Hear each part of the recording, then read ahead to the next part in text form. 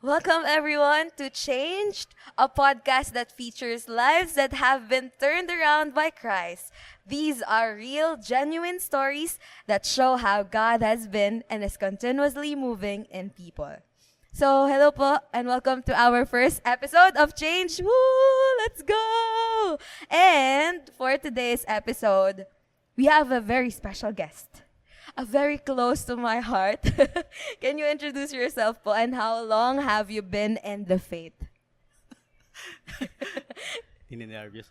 Okay, I'm Roland A. Flores, your beloved father. I have been, uh, I, s- I became a Christian when I was 17, but now I'm Um, um, 55, so just you counted. just count how many years Yes. would be the difference. Yes, Yes. yon. So, what was your turning point pa on or how did you become a Christian? So, give us a background. Sabi nyo nga po, 'di ba, 17 years old. You met the Yes. Lord 17 years old. You you have become a Christian when you were 17 years old. So, how did it or how did you become a Christian when you were 17 years old? Well, it was through a Bible study. My classmates invited us to a Bible study, and then I was kind of surprised how God is working Yes. through these words. Okay, Uh-huh. so dami ko natutuhan dun sa Bible study. Actually, ano lang yun eh. Kumbaga, sabihin natin accidental but not really accidental because Yes. God had his own way, Yes, no, agree. to work for us to know him. Yes, yes. So, at that time, yung naging madalas na akong nakakapag-attend ng Bible study, and then at the age of 17, Mhm. I received Christ and I was baptized as his follower. Yes. Ayan, okay po. So, dahil medyo alam ko yung background mo pa, can you enlighten the listeners yung about sa background mo before? So, sabi mo nga 17 years old. Yes. Nakilala mo si Lord. Yes. You have become a Christian 17 years old. So, sabi mo nga, na-invite ka sa Bible study. Mm. Pero prior your life, Yes. as a Christian, ano yung pinapaniwalaan mo? Ano yung pamumuhay mo bago mo nakilala si Jesus? Well, I grew up in a religious family. Okay. Let's just say my parents taught us about God, but Mhm. yung pinakilala kasi sa akin, actually I was in my youth, my siguro 10 years old ako, naging sakristan ako doon sa isang church, yung kung Yes. saan ako lumaki, no? Kung saan kami pinalaki. But then parang merong lacking. Meron din akong takot nun eh. Alam mo yung mga parang you're serving God, you're serving God in a church, but then parang takot ako. Parang takot ako mamatay, basta takot ako kahit yung lahat ng parang bagay na about God. Parang sabi ko parang ang layo niya sa akin. And yun nga, yun the fear of death Yes. is the biggest siguro fear that I had then. So parang ano siya, ironic, no? Parang parang nagsiserve ako kay God, pero ba't ganon? Parang ayoko mamatay or parang takot ako mamatay. Yes, And yes, yes. pag nakakita ako ng mga ano, mga figures, no, or I mean, yung mga ano ni God, parang natatakot din ako. Sabi ko, lalo ko nandun ako sa church or sa house of God. But nandun yung fear. So dapat hindi no? So yun yung parang nag-ano sa akin, nag-strike lalo nung nakapag-attend na ako ng Bible study. Then dun sa Bible study, I found out about the salvation of that God is parang offering us through Yes. Jesus Christ. So, naging malinaw. Tsaka yung sabi nga dun sa isang verse, the righteous live by faith, no? Hindi dun dahil dun sa mga pinaniniwalaan mo or ginagawa mo, kundi Ginagawa. yung Yes. kung ano yung pananampalataya mo Yes. na si Jesus lamang makakapagligtas sa'yo. Yes. Amen. Amen. Yes. So, ayun. So, that was your turning point. Yung Yes. parang, you had that fear of death.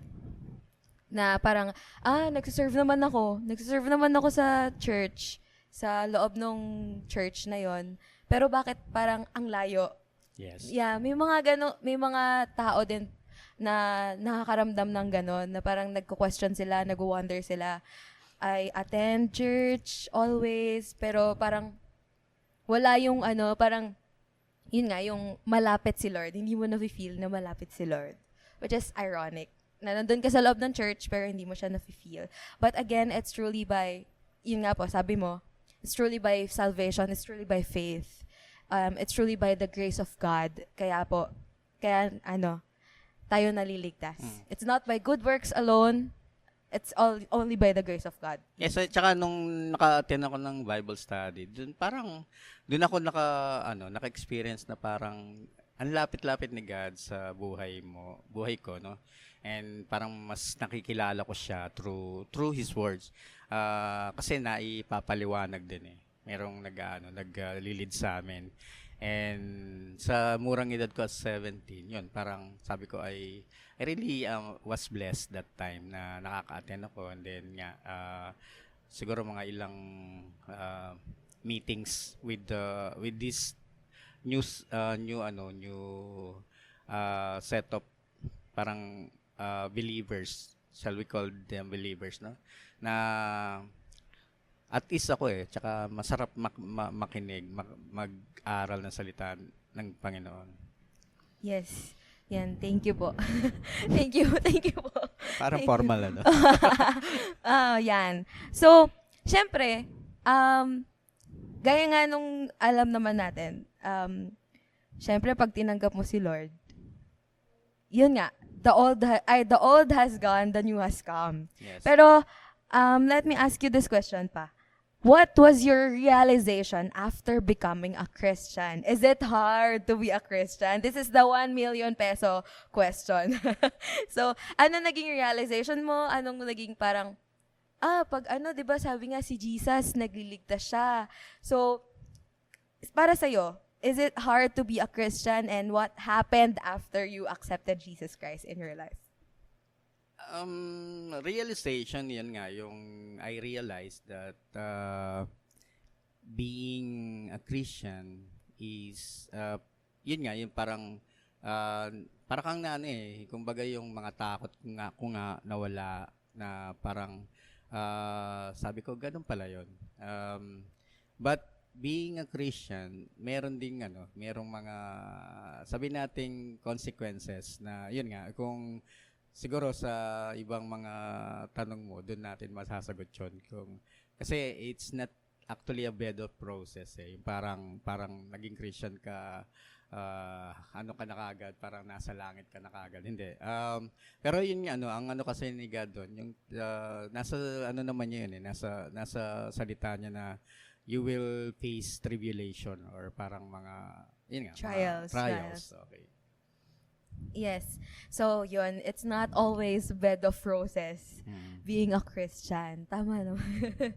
yun nga po, parang, yung iba kasi, di ba, parang iniisip nila, pag natatanggap ko na si Jesus sa buhay ko, it's done. I mean, parang, it will always be rainbows and sunshines and Yes. butterflies. Pero yun nga, gaya nga po na sinabi nyo, it's not always that. It's not always, easy. Kasi nga, yung gaya nga na sinasabi sa Bible, 'di ba? Yung once you have become a Christian, it is not an easy road. Yes. It's not an easy road to follow Jesus. Kasi si Jesus nga mismo na-persecute siya nung nandito siya sa earth. So, siguro lang po, additional for that question, what was your biggest struggle after accepting Jesus? in Yun your na nga. life? Ayun na nga. Yun na nga. After that. Yun ang hinihintay ko. Kasi, kasi nga, I grew up with a religious family and sobrang kapit sila dun sa paniniwala. And nung time na naging Christian ako, actually, hindi nila alam, no? It was a secret. Pero nalaman ni tatay ng lolo mo nung time na nalaman may nagmarites, hindi pa uso ang salitang marites na nagpabaptize Early ako. marites. Oo, nagpabaptize ako kasi driver siya nung ano. It was a secret kasi nga yun nandun yung takot. Isa sa mga siguro na magiging Christian ka pero dahil under ka pa sa ng family mo, kumbaga sa influence ng family mo, hindi mo siya lalo na sa family ko, we are parang hindi kami ganoon ka open or parang katapang na magsabi na naging Christian na ako, born again Christian ako, nagpa-baptize ako. It was a secret and yung naging struggle ko doon nung time na nalaman ni tatay, and I was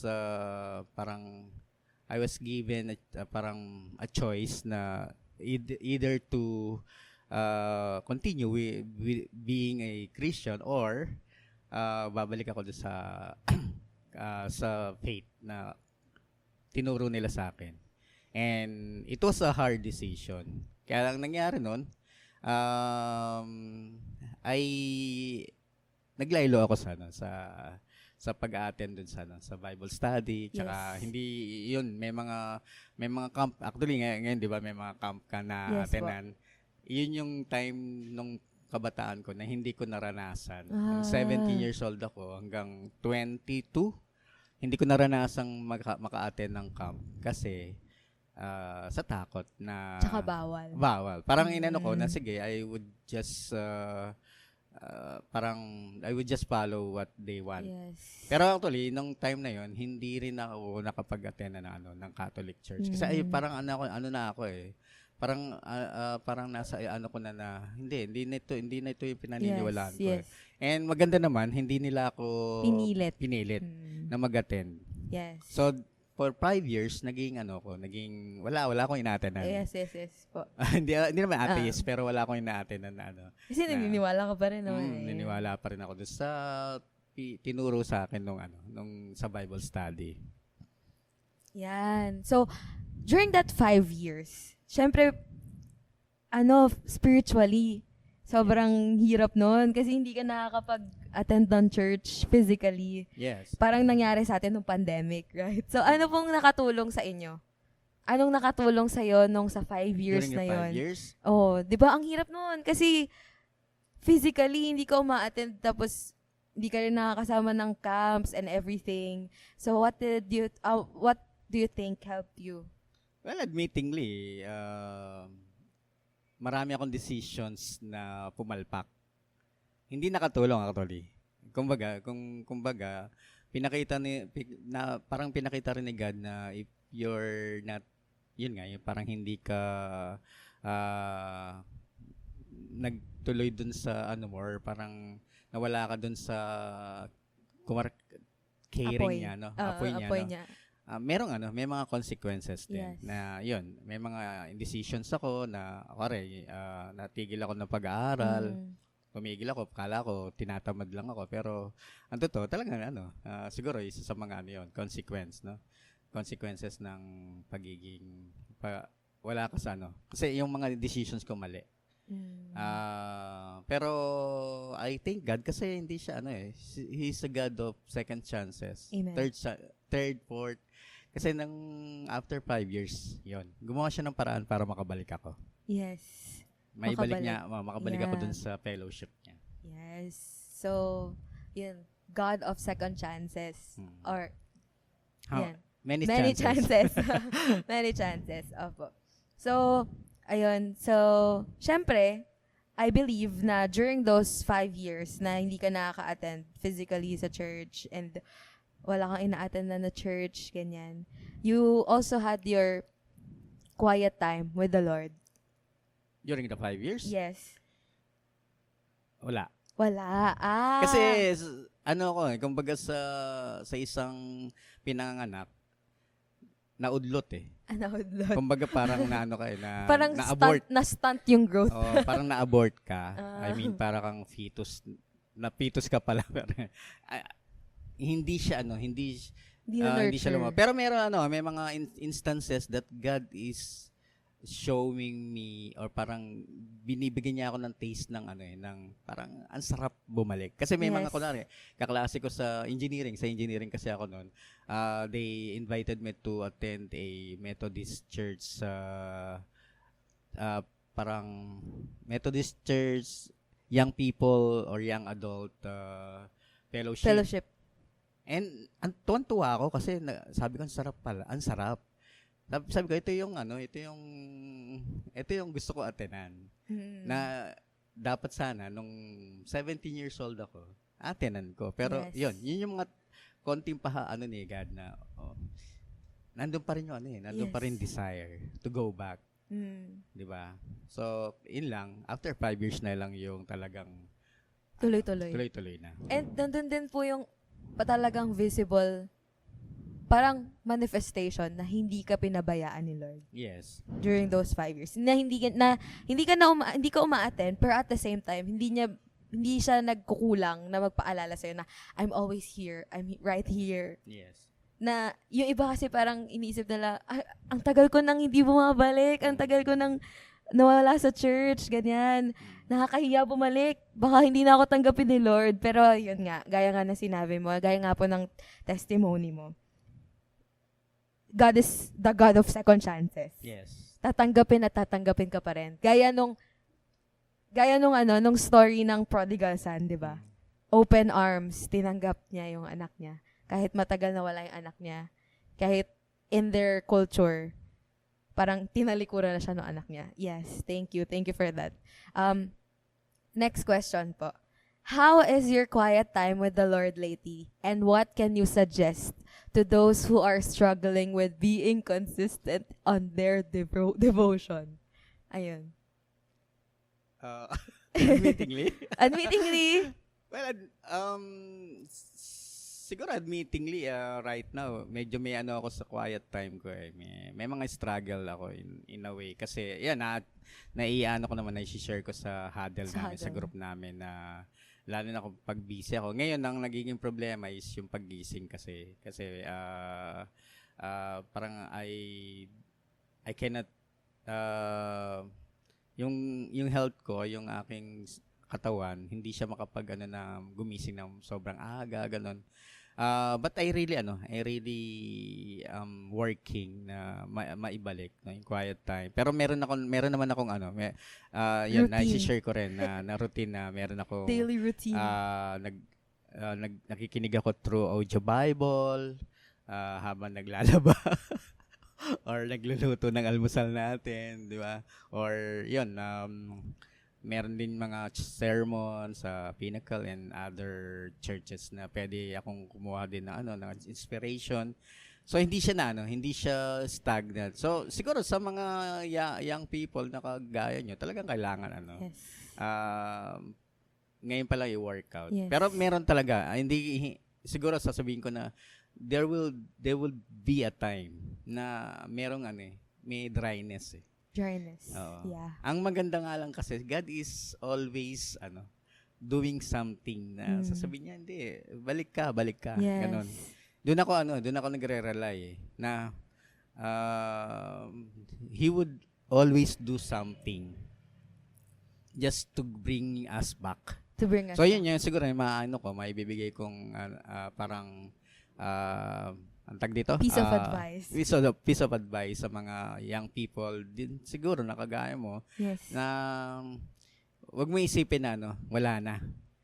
Yeah, God nawala na. will always, kaya nga sabi nga God is God of di ba? Second, third, fourth, fifth, many chances. Kasi ibabalik ka niya. Amen. Yan. Thank you for that advice.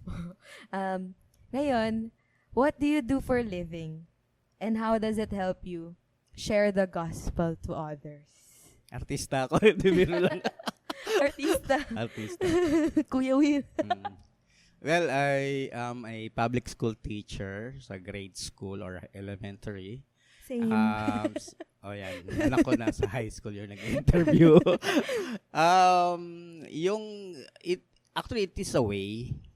God parang is using that way na teacher ako, for me to share the gospel sa mga Amen, estudyante amen. ko. Meron akong may mga way ako I would show them films, short films, yun, hahati-hatiin ko yun. Tapos, yung mga films, meron siyang mga lessons from the Bible na makakapag sa kanila, makakapag-inspire. And then, I would always, parang, kasi wala silang magagawa kung di makinig eh. Diba? I would always talk about God. Yes. Dun sa mga sa mga lessons. Na-insert Incorporate. ko. Incorporate ko yung Word of God sa pagtuturo ko. Yan.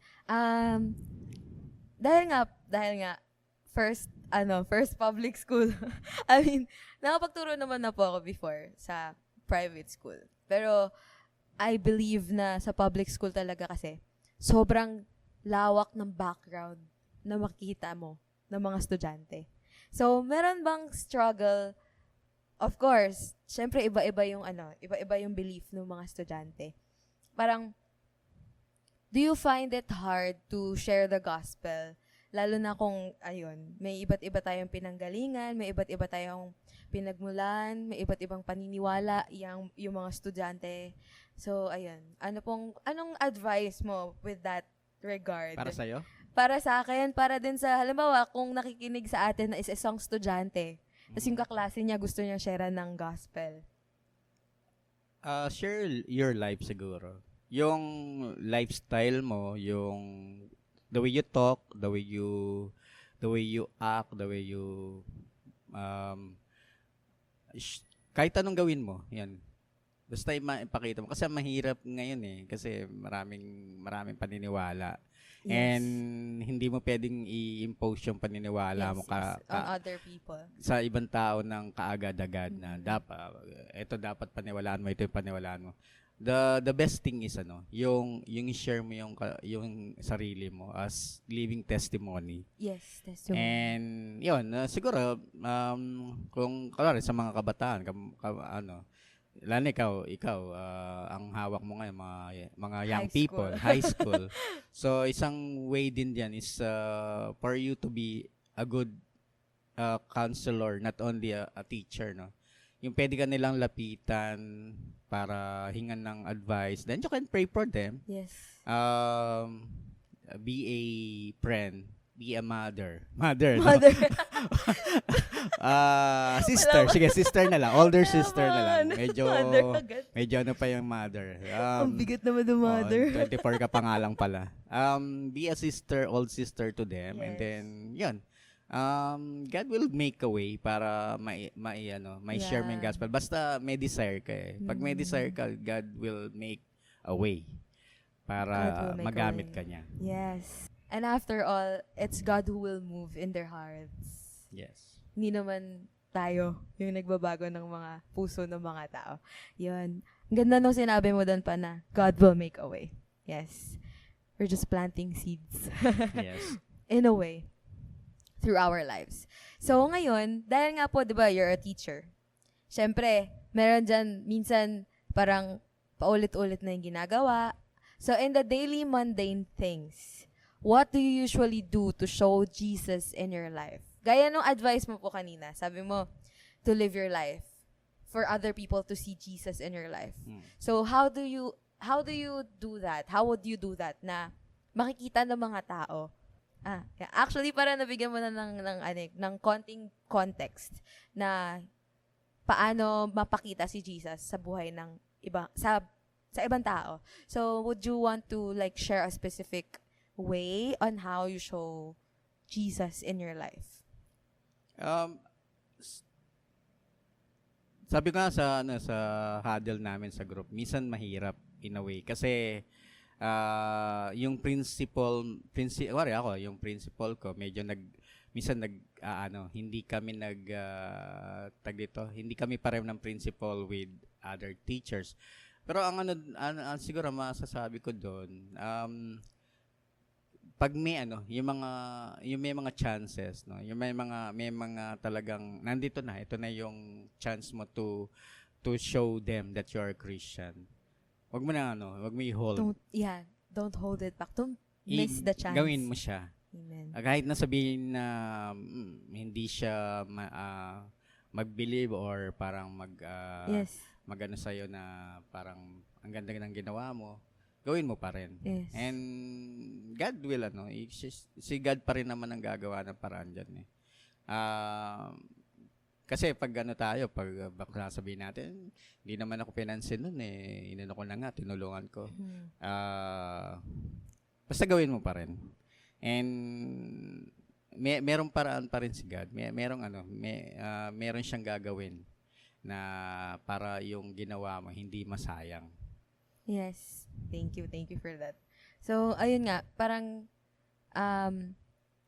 it's not, we're doing these things because we have been saved by grace. Kaya tayo gumagawa ng mga gantong bagay. Kasi nga, we have been saved by grace and through God's mercy.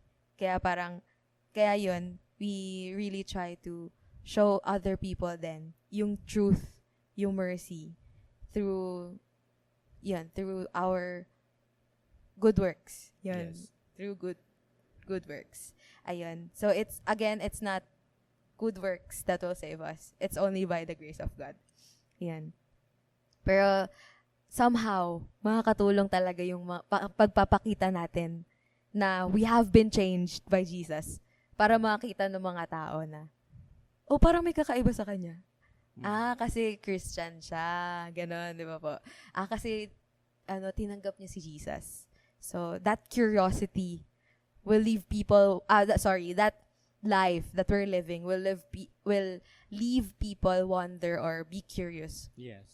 To Jesus, to the truth. Tsaka isa sa mga siguro iiwasan din natin as Christians. Yung medyo tayo alam mo yun, critical. Yes. Yung parang ang tingin natin sa sarili natin righteous. Yeah. Which is actually, admittingly na naman, nagagawa natin. Okay, ako nagagawa ko. Totoo naman po. Na parang na-compare ko yung sarili ko sa iba and then parang nagiging na ako. Sabi natin, nagre-reklamo or ganun. Self-righteous. Which is, yun. Para, ang nagiging nun is, hindi mo talaga sila nawiwin. Hindi nawiwin. So, ang doon is, sabi nga sa Bible, isipin mo yung sarili mo na mas mababa sa iba or yun nga, parang wag mong aanihin na napakataas mo sa iba. Dahil pare-pareho, kahit Christians tayo at hindi sila Christians, pare-pareho pa rin naman tayong mahal ni Lord tsaka merong ng sin. Yes. So, di ba? So, we're still in a sinful in this world. So, hindi natin pwede sabihin na napaka-righteous natin. So, dapat hindi rin makita ng iba yun. Yes po. Ayan. So, moving on to our next question. Were there any miracles or God stories that made you realize that God is real, especially in your life? Ilan? Just one. Pwede mo isa lang. Baka kasi sige. umabot tayo ng eternity. Marami, no? Pero siguro yung ikaw. You're a miracle, di ba? Yung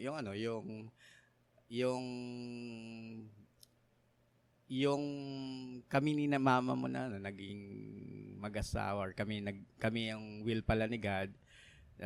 Lagi ko sinishare, di ba? I was very obsessed or sabi nating I was looking for di ba, for a girl named Anna. Halos lahat Anna. Okay, di ba? I Anna 1, Anna 2, Anna 3. I have been parang I've been involved with 3 or 4 Annas, di ba?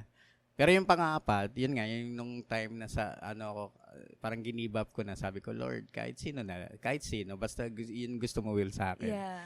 Then he gave me grace. Grace. Oo, pero nung na-share ko nga rin na before our wedding, mga 2 weeks or 3 weeks before our wedding, we went to a church na mag-invite kami ng kasal.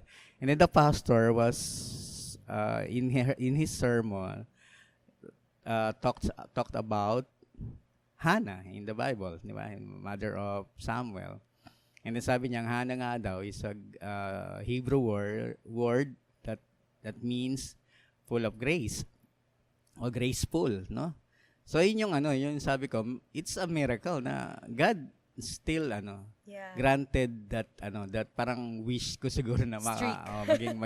magiging asawa ko or magiging lifetime partner ko is Ana, di ba? Ana. Pero Grace ang Grace in ang the name pangalan.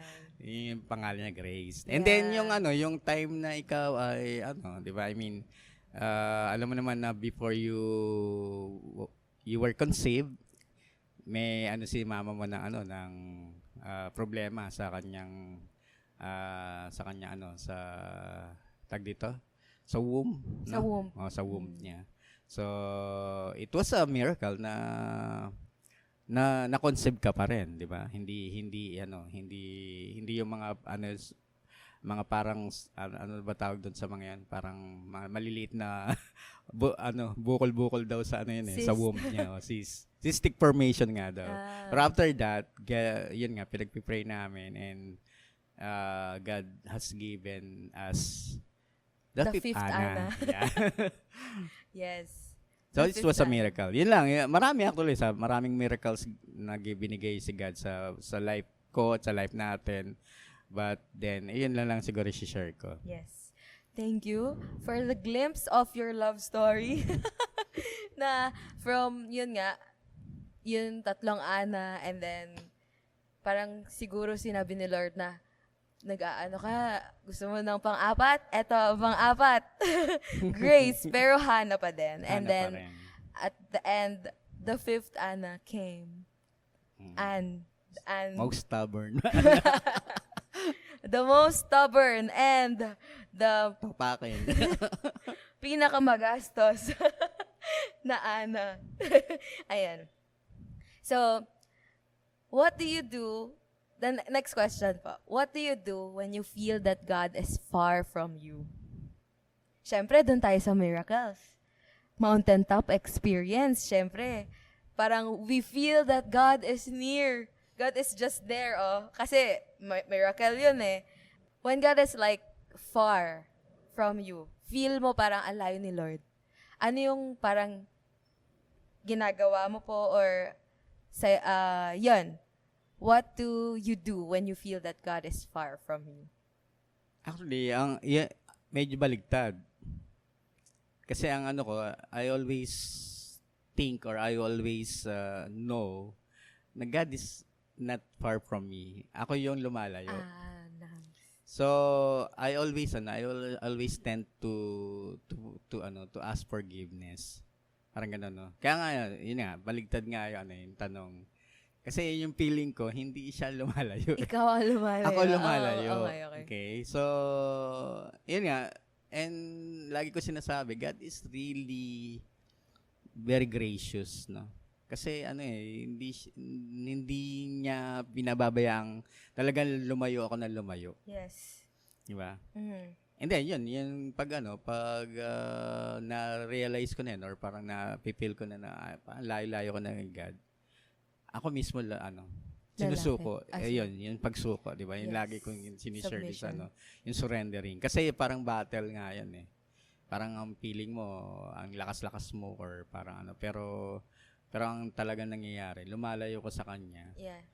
Natatalo ka sa sa mga battles mo. So laging ginagawa ko, surrendering sa Kanya. Lord, ito na naman ako. Yes. Lapit ulit ako. Nalayo ko kasi sa iyo eh. Mm. Kaya nangyayari to. So, pag na-surrender ko na yon, then yun yung feeling na, or parang ko na, by faith na ang ang nasa isip ko, yun, nasa na naman ako ni God. Or malapit na naman ako sa Kanya. So, Diba? most of the time din po kasi parang sa atin, bilang Christians, parang we have that pride na parang, yun nga, parang sinasabi natin na, ang layo ko na kay Lord. Matatanggap pa ba ako ni Lord? So, yun, gaya nga po na sinabi mo. It just takes surrendering or surrender for us to, again, feel the nearness of God. Yun sa atin magmula na umamin tayo na tayo yung lumalayo. Tayo yung lumalayo, hindi si Lord. Kasi si Lord, gaya nga na sinabi mo pa, lagi lang siya nandyan. Yan. Ang ganda ng na yun, nung sinabi mo na yun. So, ngayon naman po, what is your advice for Christians who are struggling with their prayer life, and how important is prayer to you? Yes, I'm still struggling. Sorry. Yun lang, Aren't we yung all? lagi ko inaano, pag nag-struggle ka, kasi may battle, and Yes. you're not winning the battle. Just, yun nga, yung pag-surrender uli. And, hindi mo kailangan yung sa prayer, kunwari, yun nga, nag-struggle ka. So, hindi ka nakakapag-pray. Pero, tapos gusto mo kaagad, parang pag bumalik ka, sobrang dami-dami mo High, nang, intense. yun, di ba? Apo. Hindi.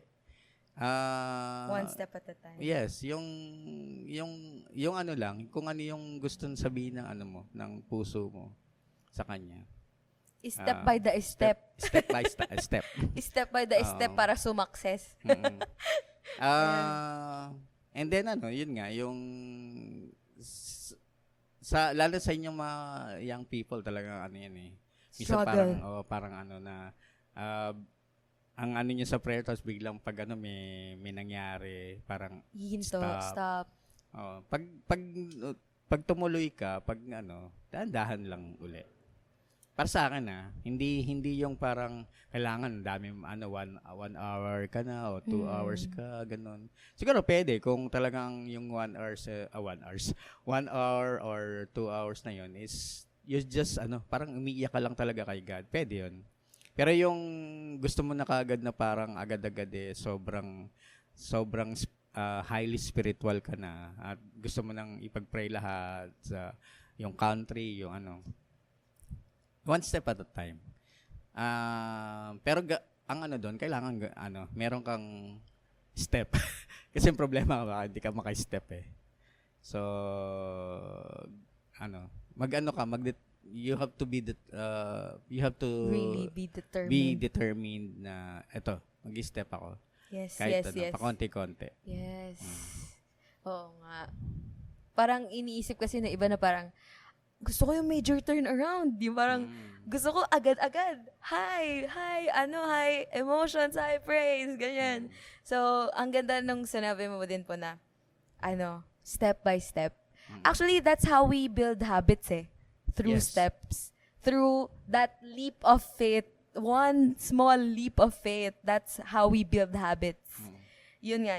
Kamukha isang example nga, di ba nagsusulat ako. Pero ang tagal na hindi ako nakakapagsulat. Pero right now, kasi may contest nga rin ako Pero alam mo ba na ngayon na nagsusulat ako, ang naisusulat ko lang minsan 2 lines Two or lines, one word. one stanza. One set.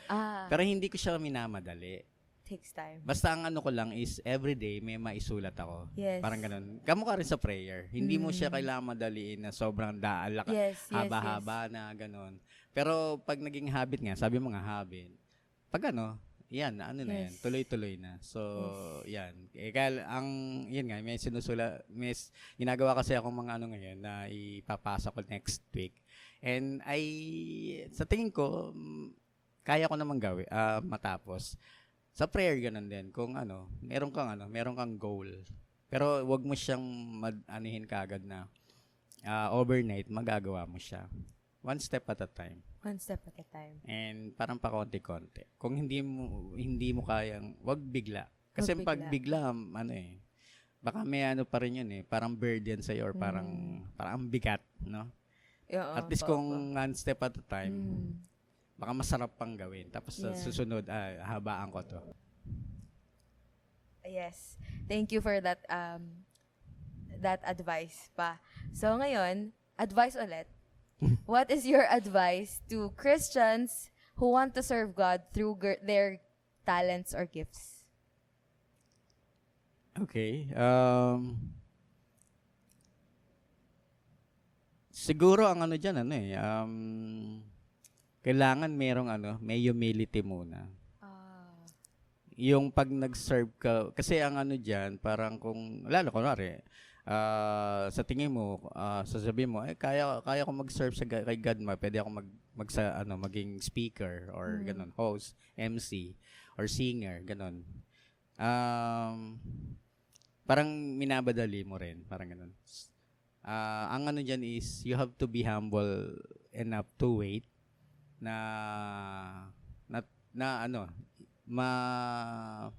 maipa-realize ni God talaga kung saan ka. Yes. Then yung humble din and patient enough to wait for the church to to acknowledge your talent din. 'Di ba?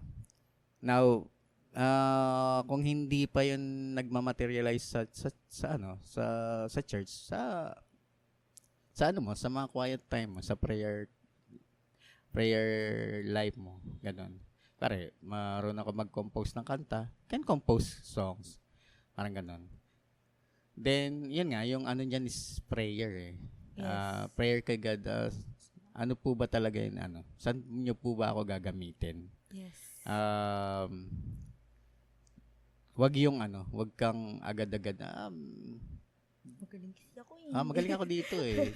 Lagay niyo ako Magaling kasi rito. ako eh. Ganun, di ba? Ito ako eh. Kaya, sa amin kasi ngayon medyo nasa edad na kami na yung parang yung mga kabataan naman yung manguna ganon, di ba?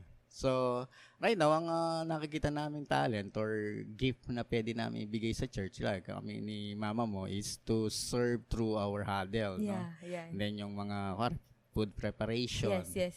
And yung inspiring the new couples, no, parang ganun. Pero Hear yung your mga stories. mag-speak pa sa church or magiging tag dito, yung malalaking trabaho, Yes, parang yes. hindi na sa amin yun.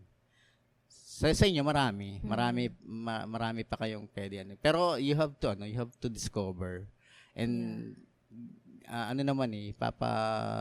papakita naman ni God yun through people na sabihin sa inyo. Kaya ako noon, nung kabataan, katulad mo ako nung kabataan, lagi nila sinasabi that I am an encourager. Parang ganun. So, yun, naging ko lang na I encourage my young people noon. Kasi sinabi nila, I can encourage other people. Lalo yung mga young people. So, yun. Pag may nagsabi sa'yo, then, parang, pag-pray mo kay God na ka niya doon, gamitin ka niya doon. Humbly.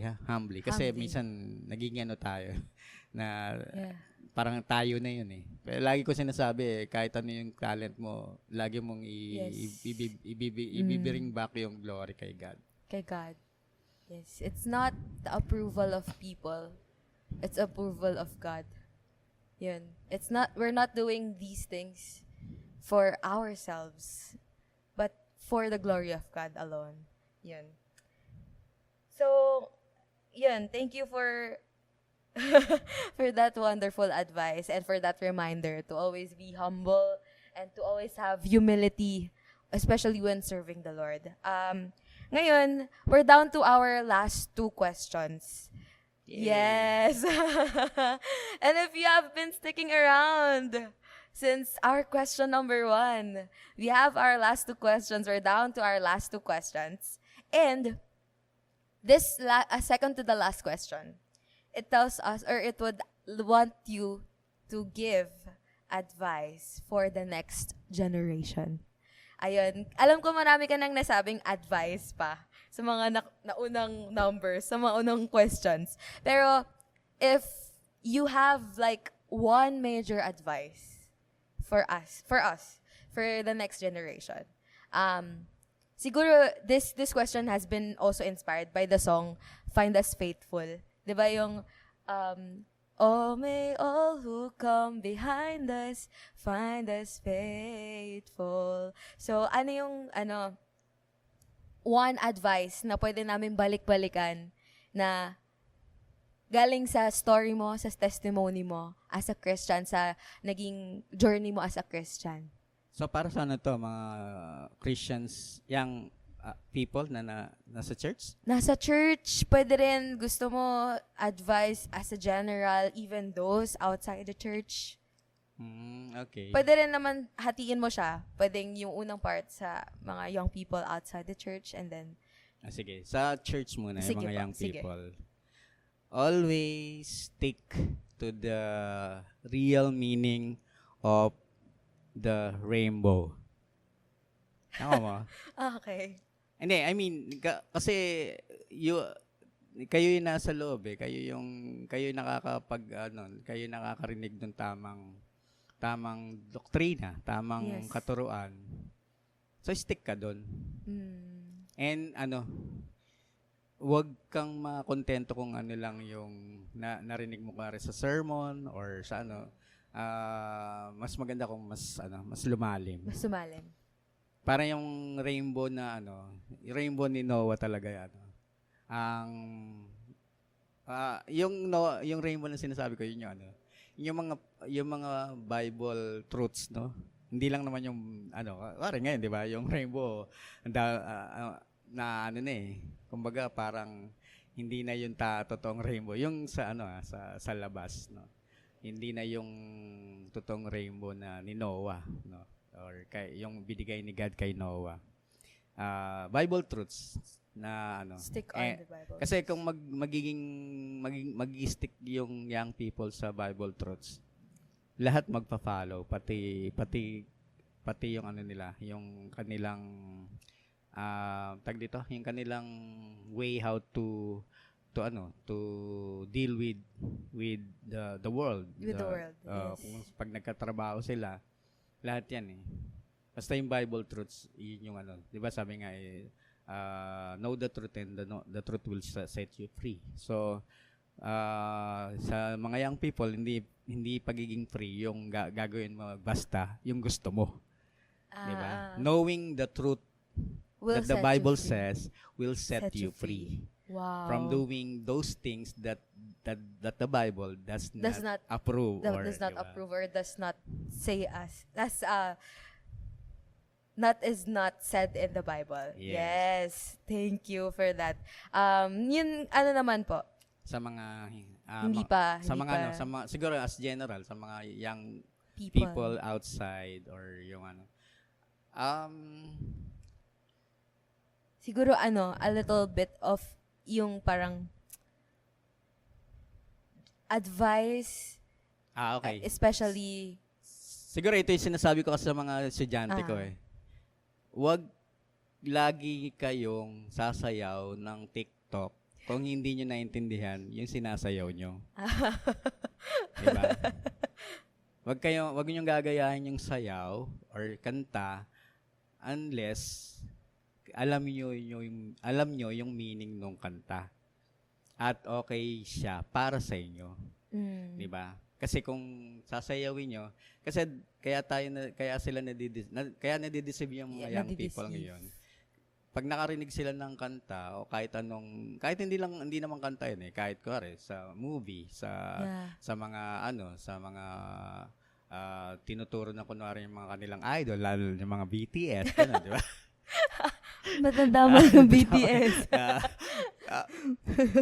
Nakukuha mo yung Yes. yung tag dito, subconsciously, nakukuha mo kung ano yung tinuturo truth nila.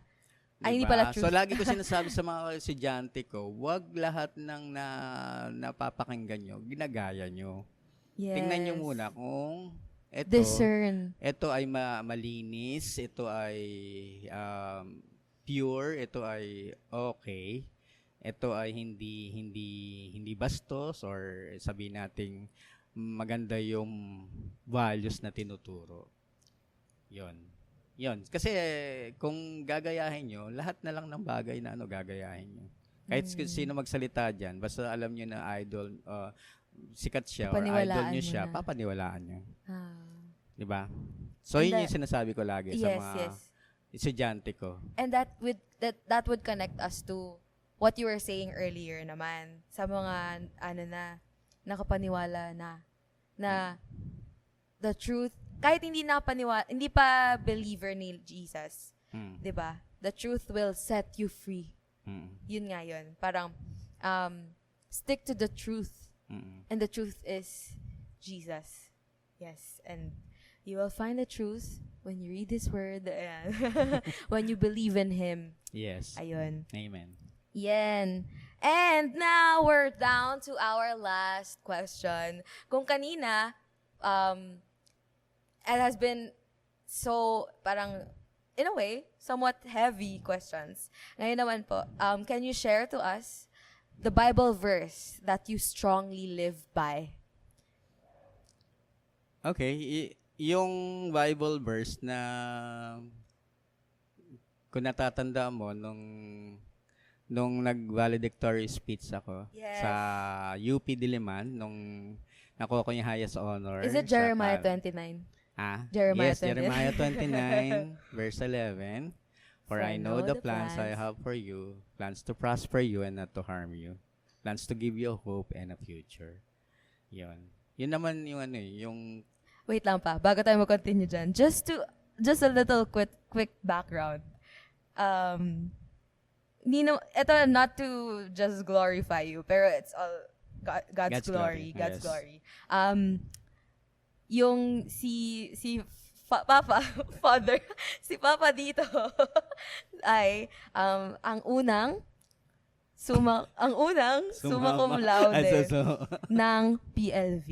So, kung may mga taga PLV na nakikinig sa inyo dito sa podcast na to, siya ang unang summa cum laude ng PLV. So, bago siya, wala pa ibang summa cum laude. Magna, mayroon na po, di ba? Yes. Pero yun, summa cum laude. Sana all summa cum laude. Pero ayun. Pero hindi ko yung sinabi nung nasa PLV ako. Like, hindi ko binabrag na, anak ako ng summa cum laude. Baka kasi mag-expect sila at ma-pressure ako. Pero ayun, continue. Baka kasi magtaka sila kung anong valedictory speech. Yes, Ayun. Pero yun po yun. Nung time po kasi na graduate siya, pwede ko sabihin, nung time na graduate siya, I was already 7 years old. 7 years old. And I was the one who, ang tawag dito? Sinabit, placed the medal kay Papa nung time na yon. So, yun lang. Core memory yun. Kasi, parang, bata ako, tapos magsasabit ng medal ng tatay ko. Yan. So, ayun lang. So, again, Jeremiah 29 verse 11, for I know the plans. I have for you plans to prosper you and not to Yes. harm you, plans to give you a hope and a future. Yan. So, yun ang Bible verse that you strongly live by. Yes. And I think it has already been proven in your life a lot of times na Mm. God's plan is higher than our plans. Mm. And God's plan is always what is good for us. Yun. So, ayun. Thank you so much pa for being the first ever May TF ba ako? the first ever guest in our podcast, and we are praying. I am praying, Lord. Mas marami pang maging guest Salamat din. sa ating sa podcast na to, and magtuloy-tuloy po siya. It's again, not for our glory, not for, ang galing naman magsalita ng mga tao to. No, it's not for that. It's all for the glory of God. Again, the focus of this podcast is to show people the lives that have been changed by God. So, yun po. And that is it for today's episode, guys. Thank you so much for tuning in our podcast. And again, this has been your Change Podcast, a podcast that features lives that have been turned around by Christ. These are real, genuine stories that show how God has been and is continuously moving in people. Thank you so much and have a great day. God bless us all.